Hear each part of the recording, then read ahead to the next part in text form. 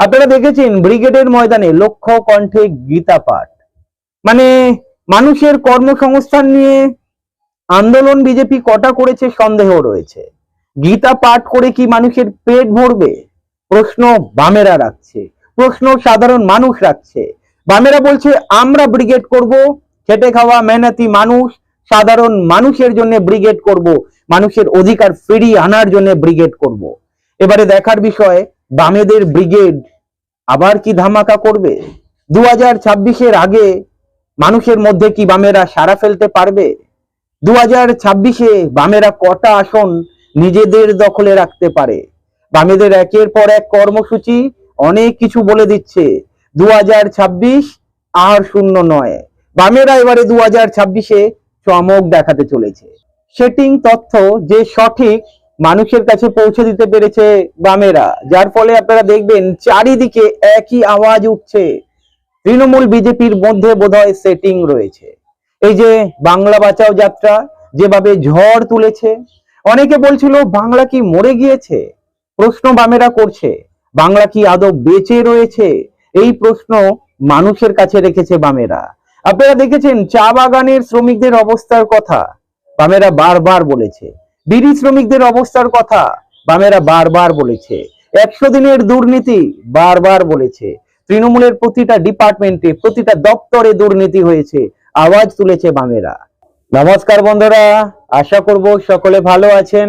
আপনারা দেখছেন আজকের রাজনীতি। আমি সুখেন ঘোষ। আপনাদের কাছে একটাই অনুরোধ থাকবে, যারা প্রথমবার আমাদের চ্যানেলটি দেখছেন লাইক করবেন, সাবস্ক্রাইব করবেন, আমাদের পাশে থাকবেন। 2026 বিধানসভা নির্বাচন বামেদের কাছে বড় চ্যালেঞ্জ, ঘুরে দাঁড়ানোর চ্যালেঞ্জ। 2026-এ বামেরা কি ঘুরে দাঁড়াতে পারবে? বামেরা কটা আসন পাবে? 2026 নির্বাচনকে সামনে রেখে বামেরা মানুষের উদ্দেশ্যে কি কি প্রতিশ্রুতি দিতে চলেছে, তার মানে বামেদের ইস্তাহারে কি কি থাকতে চলেছে। 2026-এর আগে বামেরা আর কি কি কর্মসূচি করতে চলেছে আলোচনা করব।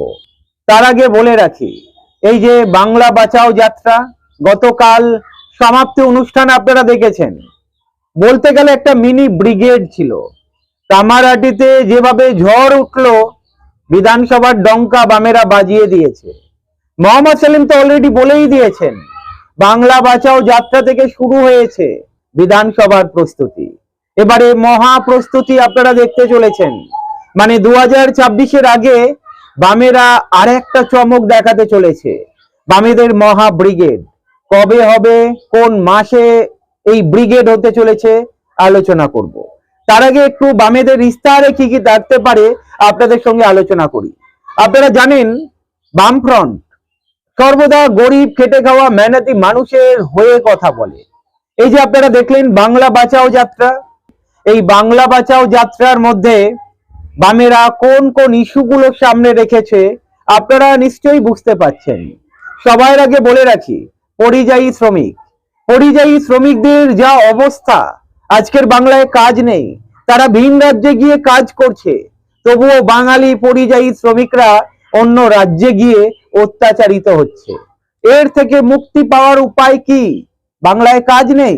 বামেরা বলছে বামেরা যদি ক্ষমতায় আসে পরিযায়ী শ্রমিকদের আর ভিন রাজ্যে কাজ করতে হবে না, বামেরাই কর্মসংস্থানের ব্যবস্থা করবে। বামেরা বলছে বামেরা ক্ষমতায় এলে এই সরকার যেমন শিল্প আনতে পারছে না, বামেরা নিজেদের উদ্যোগে শিল্প আনবে।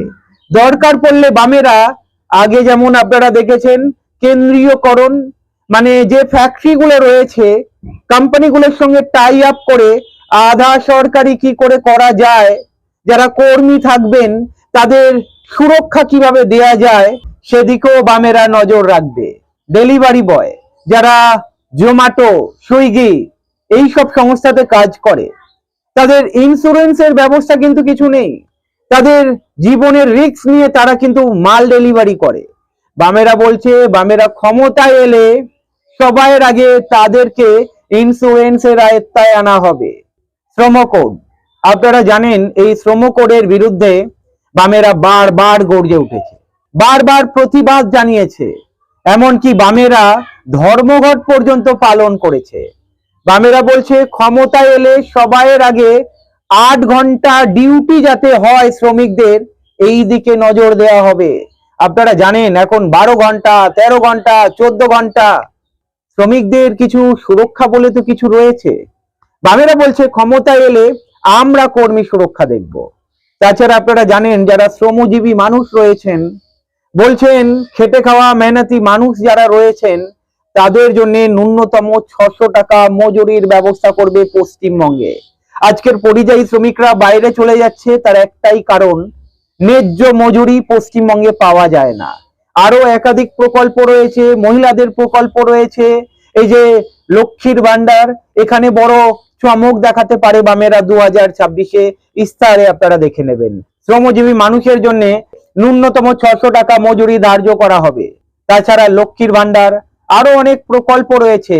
বামেরা ক্ষমতায় এলে সেই সব প্রকল্প চালু হবে। যেমন ওবিসি সংক্রান্ত বিল, ওয়াকফ আইন, শিক্ষানীতির পরিবর্তন, আমূল পরিবর্তন ঘটাতে পারে বামেরা ক্ষমতায় এলে। যাই হোক, আপনারা দেখতেই পাচ্ছেন যেভাবে বামেরা রাস্তায় ঝাঁপিয়ে পড়েছে, বিভিন্ন দিকে আপনারা দেখেছেন। এমন কোনো জেলা বাকি নেই যেখানে বামেরা আন্দোলন করছে না সরকারের বিরুদ্ধে। যেমন বিজেপির বিরুদ্ধে আন্দোলন করছে, তেমন তৃণমূলের বিরুদ্ধে আন্দোলন করছে।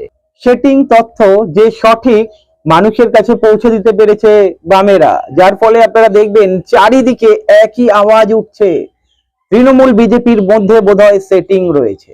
এই যে বাংলা বাঁচাও যাত্রা যেভাবে ঝড় তুলেছে, অনেকে বলছিল বাংলা কি মরে গিয়েছে, প্রশ্ন বামেরা করছে।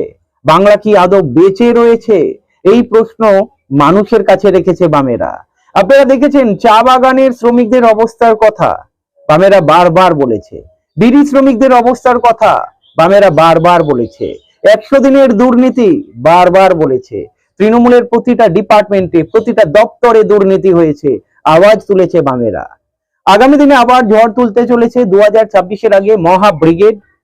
কবে হবে, কোন মাসে হবে, খুব তাড়াতাড়ি জানতে পারবেন। তবে সম্ভবত এই শীতকাল চলছে, এই শীতকালের শেষের দিকেই আপনারা জানতে পারবেন বামেদের কর্মসূচি, মহা কর্মসূচি। আপনারা দেখেছেন ব্রিগেডের ময়দানে লক্ষ্য কণ্ঠে গীতা পাঠ। মানে মানুষের কর্মসংস্থান নিয়ে আন্দোলন বিজেপি কটা করেছে সন্দেহ রয়েছে। গীতা পাঠ করে কি মানুষের পেট ভরবে, প্রশ্ন বামেরা রাখছে, প্রশ্ন সাধারণ মানুষ রাখছে। বামেরা বলছে আমরা ব্রিগেড করব, খেটে খাওয়া মেহনতি মানুষ, সাধারণ মানুষের জন্য ব্রিগেড করব, মানুষের অধিকার ফিরিয়ে আনার জন্য ব্রিগেড করব। এবারে দেখার বিষয় বামেদের ব্রিগেড আবার কি ধামাকা করবে। 2026-এর আগে মানুষের মধ্যে কি বামেরা সাড়া ফেলতে পারবে? 2026-এ বামেরা কটা আসন নিজেদের দখলে রাখতে পারে? বামেদের একের পর এক কর্মসূচি অনেক কিছু বলে দিচ্ছে। 2026 আর শূন্য নয়। বামেরা এবারে 2026-এ চমক দেখাতে চলেছে। ভালো থাকবেন, আবার কথা হবে।